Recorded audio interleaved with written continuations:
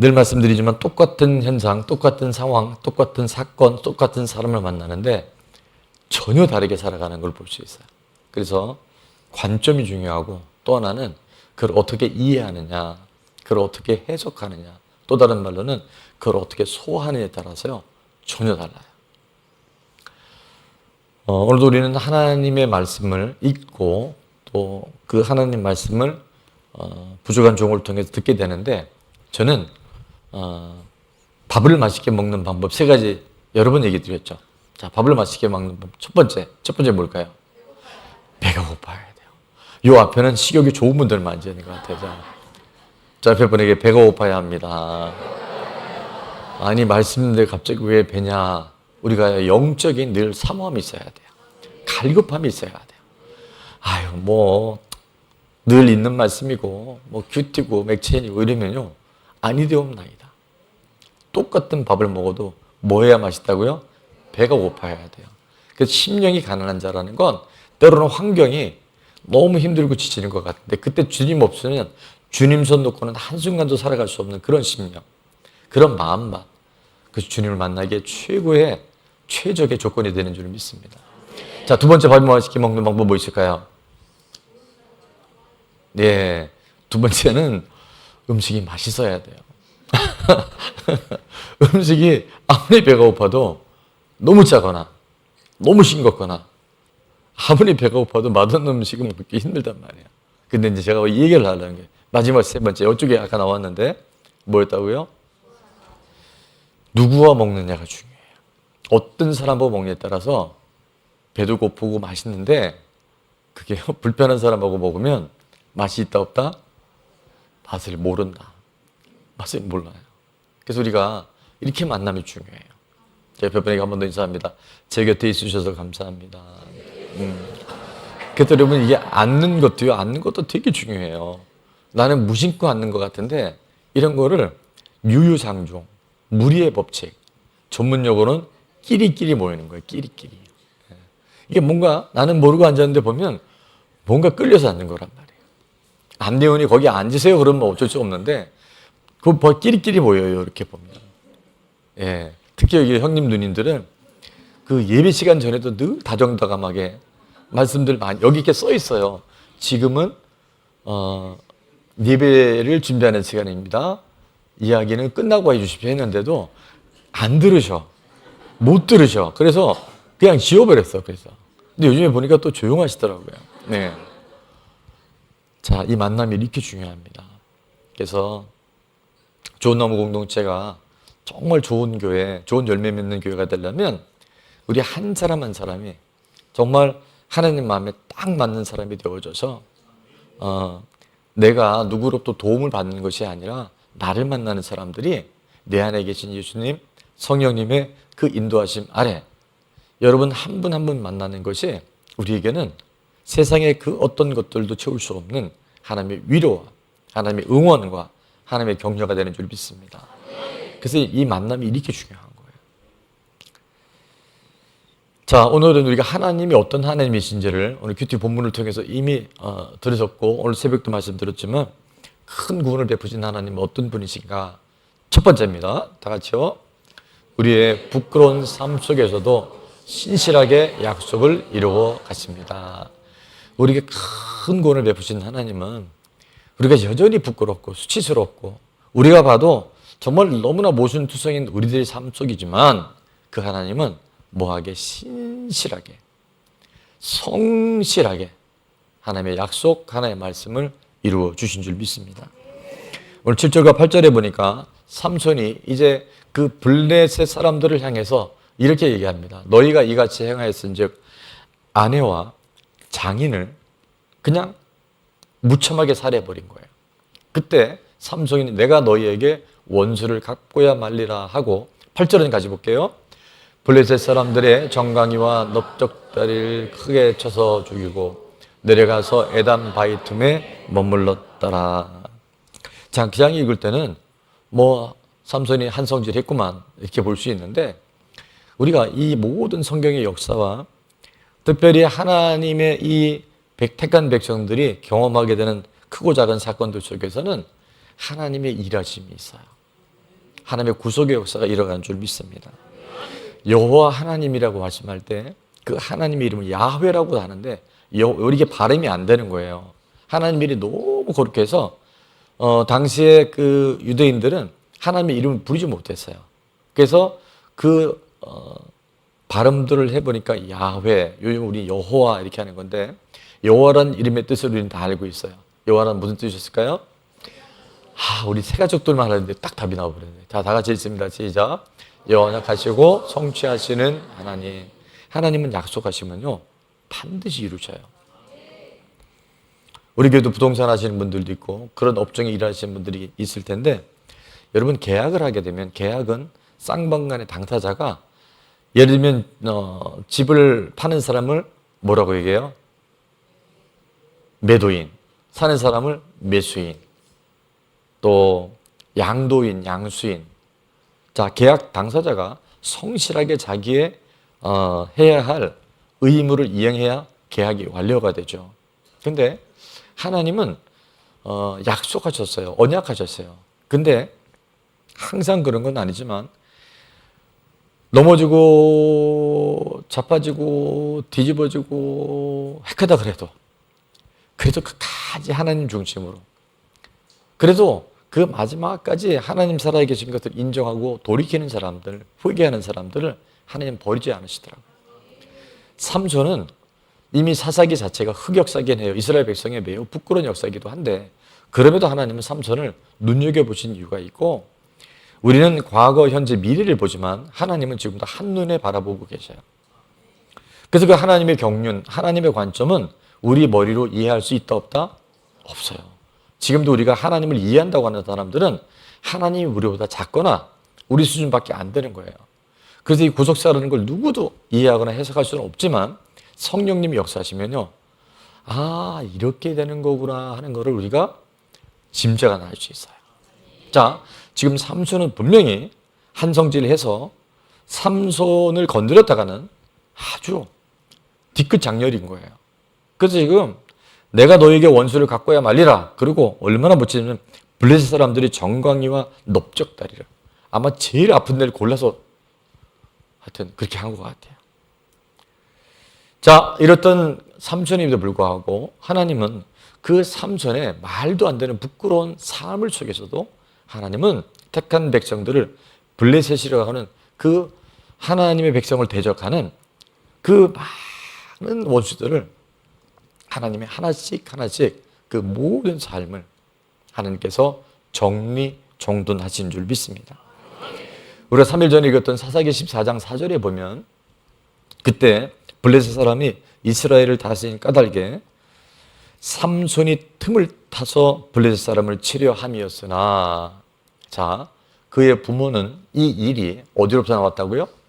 여호와께로부터 나온 것인 줄을 알지 못하였더라. 그냥 평면적인 역사 속에 보면 삼손이라고 하는 나시린이 태어나서 그가 이스라엘 백성에서 블레셋 손에서 이스라엘 백성을 구원하는 것처럼 돼 있지만 하나님 이 부끄러운 사건 속을 통해서 삼손이 내가 블레셋을 가만히 두지 않겠다라고 했던 이 배경이 뭐였냐면 바로 하나님께서 택한 백성들을 그 대적의 손에서 구원해내시려고 하는 뭐가 있어요? 계획이 있었어요. 근데 우리는 그게 안 보이는 거예요.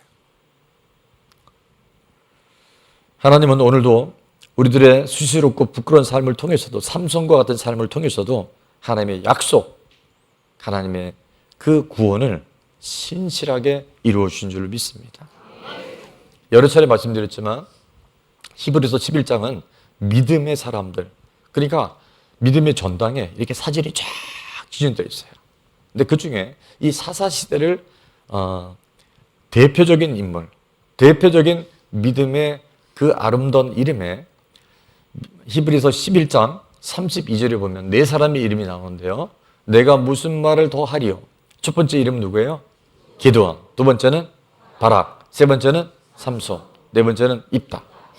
여러분 이분들의 공통점을 가만히 보면 사실은 다 겁쟁이, 또 찌질이, 다혈질, 또 기생의 아들 깡패, 깍두기. 이런 사람들이. 그런데요, 그들이 많은 과정에 정말 어떻게 믿음의 사람이 이렇게 샀을까 하는 그런 스토리는 있는데, 하나님은 뭘 보세요? 그들의 중심을 보세요. 그리고 그들의 공통점은 다 돌이켜요. 그리고 하나님 중심의 삶을 살아가요. 하나님 그걸 보신 줄 믿습니다. 사람은 외모를 보지만 여호와 하나님은 어디를 보신다고요? 우리 중심을 봐요.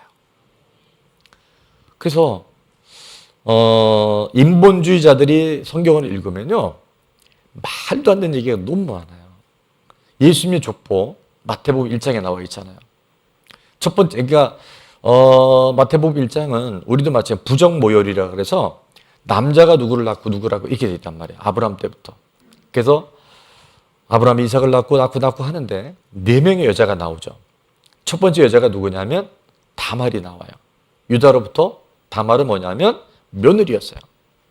그래서 제가 우리 아는 친척이, 그분은 그 당시에 대학을 나오고 굉장히 인텔이었는데 저희 어머니가 성경을 선물하면서 읽어보라 했더니 창세기 읽다가 버려버렸어요. 야, 무슨 놈의 성경이 이렇게 더럽냐. 이런 근친상간이 어디 있냐. 여러분, 첫 번째 근친상간이에요. 두 번째 어떤 여자가 나올까요? 예? 네, 기생이 나와요. 라합이 나와요. 몸 파는 여자예요. 술 파는 여자였어요. 자, 세 번째는 어떤 여자가 나와요? 예? 룻은 뭐예요? 이방인, 모압 여인이에요. 그래서 이스라엘 백성이 들어올 수 없는, 그런데 예수님의 계보를 이어가요. 네 번째는 누가 있어요? 바세바 나오잖아요. 우리아의 아내라고 나오는데. 그건 불륜이에요. 그리고 마지막, 이제 이건 사실 좀 다른 얘기지만 예수님의 어머니가 마리아는 처녀의 몸에서, 이런 걸 뭐라 그래요? 지금으로 보면 미혼모도 아니, 이건 뭐라 그래요? 그런 거 있어요, 하여튼. 자, 마리아를 포함한 5명의 여인은요, 사실은 인본주의에 봤을 때는 이해할 수 없는 거야. 납득이 되지 않는 거예요. 근데 하나님은 우리의 지금 그런 모습이 아니라 중심을 보시고 하나님의 구속의 역사를 통해서 하나님의 놀라운 구원의 역사를 지금도 이루어가신 줄 믿습니다. 삼손이 믿음의 전당에 그 영롱한 이름이 올라갔다고 한다면 우리도 해볼만 할까요, 안 할까요? 예, 해볼만 합니다. 옆에 분에게 해볼만 합니다. 삼손이 위대한 게 아니에요. 기드온이 대단한 게 아니에요. 입다는 늘 잊고 있었어요. 이건 고급 용어가 아닌 것 같은데. 바락은 성질이 바락바락했어요. 이건 좀 말이 돼요. 예. 사실은 저는 볼 때는 두보라가 올라가야 된다고 생각해요. 그렇지 않아요? 두보라가 중심 인물이었단 말이에요. 바락은요, 옆에서 그냥 참모에 불과했어요. 그러니까 우리는 그렇게 많은 사사에 훌륭한 인물들도 있는데 왜 지금 이 네 사람밖에 안 올라갔을까? 우리가 보는 눈과 하나님 보는 눈은 달라요. 잘 기억하셔야 돼요. 외모를 보고 판단하면 안 돼요. 그 중심이 하나님께 드려지면 하나님은 크루즈 미사일과 같이 끝까지 그 사람을 찾아가지고 그 사람을 찾아주시고 그 사람을 만나주셔서 다윗이 저 산속에서 그냥 양똥이나 치고 있었는데도 그를 하나님께 찾아가시잖아요. 그리고 그 때를 따라 돕는 그 10년 동안 광야 생활을 했는데 그를 도우시고 인도해 주셔서 그가 왕이 되자마자 10년간의 그 광야에서 산으로 들로 토굴로 정말 짐승처럼 다녔던 골짜기가요. 전쟁이 딱 일어나니까 다윗은 몇 년을요? 10년을 광야에서 살았다니까요. 미친 사람처럼. 근데 전쟁이 일어나고 나니까 다윗은 그쪽 지형을 100% 알고 있어요. 어디에 무슨 일이 있는지, 그 전쟁은 어떻게 하면 되는지.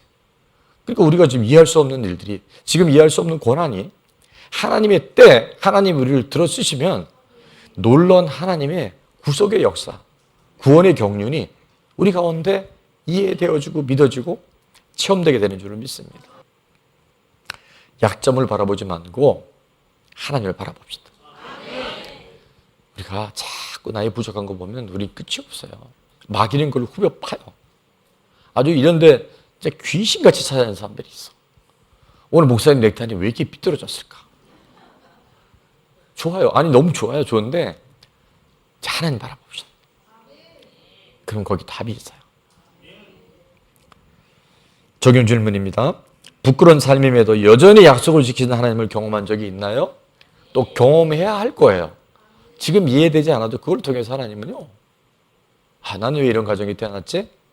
나는 지금 왜 이런 어려움이 있지? 우리 맹곤사님 같은 경우는 지금 심장이 얼마 남아있다 그랬었어요? 38%. 그럼 62%가 없는 거예요. 근데 보세요. 그래서 여기 김포 119에 맹곤사님 집 비밀번호키를 알고 있대요. 왜 알고 있냐? 위급 상황이 생기면 바로 출동해서 응급조치를 하기 위해서. 맞나요? 예, 맞대요. 그래서 하나님 지켜주시면 100% 있는 누구보다도 건강하게 될 줄 믿습니다. 여러분, 이게 하나님이 일하시면 우리의 머리로 상상으로 이해할 수 없고, 우리가 계획한 것, 우리 노력하는 것과 초월적인 역사를 하나님 함께 해주셔요. 이게 믿어지면 달라지게 돼 있어요. 한 가지만 더 보자면, 큰 구원을 베푸신 하나님은 다 같이요, 부르짖을 때 응답해 주십니다. 아멘. 오늘 18절과 19절에 보니까 이제 갑자기 여호와의 영이 임해서 대승을 거뒀던 삼손이 목이 마르니까 그렇게 힘 있는 엄청난 샘소나이트 가방의 주인공이 될 만큼 그렇게 강했던 삼손이 보세요. 목이 말라 여호와께 부르짖어 이르되 주께서 종을 통하여 이 큰 구원을 베푸셨는데 싸웠으나 내가 이제 뭐 한다고요? 목말라 죽어서 할례 받지 못한 자들의 손에 떨어지게 했나이다 하니, 자, 부르짖음을 들으시고 19절은 다 같이요. 하나님이 레이에서 한 우묵한 곳을 터뜨리시니 거기서 물이 솟아 나오는지라 삼손이 그것을 마시고 정신이 회복되어 소생하니 그러므로 그 샘 이름을 에낙고레라 불렀으며 그 샘이 오늘까지 레이에 있더라. 아멘. 어떤 삶을 살아도요, 아니 막 살아가는 건 아니에요.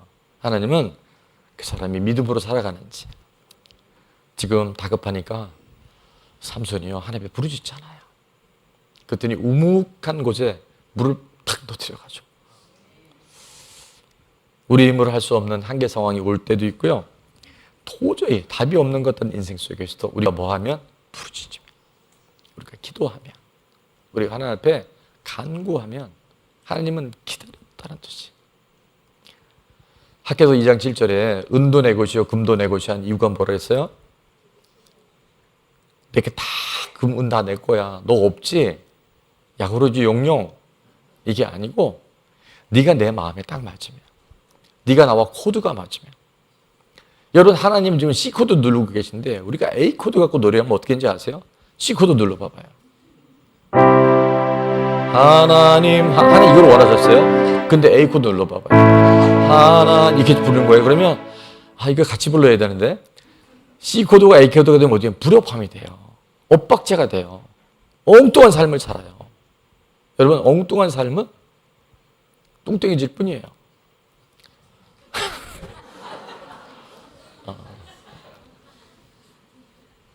하나님 코드가 맞아야 돼요. 하나님 말씀과 결이 같아야 돼요. 적용 질문입니다. 하나님께 부르짖어. 자, 마지막 적용 질문입니다. 다 같이요. 하나님께 부르짖어 기도해야 할 것은 무엇인가요?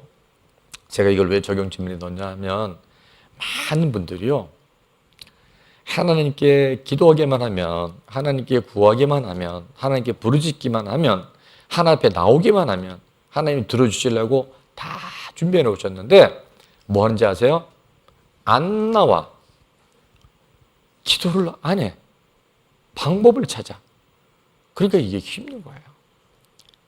여러분, 기도는 나의 원함을 이루는 것도 있지만 기도의 가장 기초는 뭐냐면 내 힘이 아니라, 내 노력이 아니라 철저한 하나님의 도우심 속에 살아가겠다고 하는 겸손함이 기도인 줄 믿습니다. 그런 사람의 기도는 하나님이 정확하게 들으셔요. 근데 하나님이 이걸 주시면 좋고요, 안 주시면 말고요. 이거 주시면 제가 뭘 하고요. 안 주시면 내가 이제 앞으로 하나님한테 쌩까고요. 이런 건 이게 기도가 아니고 딜인 거예요. 그거는 미신이고 그게 바로 세속 사람들이 살아가는 그런 단순한 간구에 불과해요. 저는 여러분 안에 크고 작은 모든 문제들이, 위기들이 하나님께 나와 부르짖음으로 하나님을 만날 수 있는 놀라운 기회가 될 수 있길 축원합니다.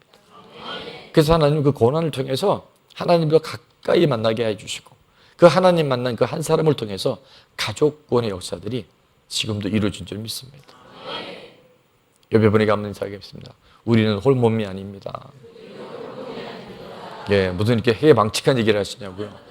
우리는 예수님의 생명이 또 다른 생명을 낳아야 되는 거룩한 임산부의 사명이 있는 줄을 믿습니다. 그래서 전도가 안 되면 아기를 낳으세요. 이번에 김은혜 자매님이 맞죠? 하민이 지금 40일이 안 돼서 고생하고 있는, 제가 볼 때는 하나님께서 빨리 회복시켜 주실 거예요. 육체의 건강도 우리의 마음도 영혼도 건강해서. 왜 건강 주셨을까요? 왜 주셨을까요? 네 마음대로 살으라고, 또 다른 사람을 섬기라고. 그래서 우리 김태형 성도님 오늘 귀한 간증해 주셨는데 돕는 게 다른 게 아니에요. 우리 태형 수학학원에 온 아이들에게 내가 만난 예수님을 전하는 거예요. 아멘. 그래서 그런 걸 직장 선교사라고 그래요. 그래서 그 아이들은 아주 순수하기 때문에 전하는 대로 또 받아들여요. 근데 아이들이 이제 고발하면 안 돼요. 우리 원장님이 우리에게 종교를 강요했다고 그러면 안 되니까 기도하시면서 인격적으로 아이들을 하게 되면 아이들이 다 들을 아이들 다 들어요. 우리 인생은요, 따라합니다. 사명 따라 왔다. 사명 따라 살다가 사명이 끝나면 돌아가는 것입니다.